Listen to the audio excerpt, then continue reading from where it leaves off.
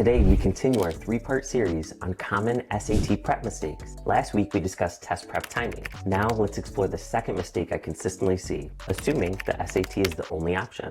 I've noticed that a lot of parents and students are under the impression that the SAT is the only test universities consider these days. The reason the ACT appears to have lost its popularity in Michigan is because back in 2015, College Board, the company behind the SAT, paid the state of Michigan more money than ACT, which is how they won the contract and why the SAT has been administered in Michigan public high schools ever since. But every university I know of, including Harvard, accepts both the SAT and ACT without a preference for one over the other. So it only makes sense to figure out which test your child has a higher aptitude in and then go all in on that one test. I also don't believe in having students take both tests to compare the results and then focus on the one that had a higher score, because the student's focus, energy levels, and emotional state all would have varied from one test date to another. At Zara Tutoring, we always start by having students take the SAT-ACT Diagnostic to determine which test better reflects their strengths, the SAT or the ACT. And parents have been very pleased with the format of the test, the accuracy of the results, the 9-page report, and the audio analysis I provide. Regardless of which diagnostic you decide to choose, I believe a good SAT-ACT diagnostic is the first step along your child's standardized test prep journey. Check back in next week when we discuss the third standardized test prep mistake, practice timing.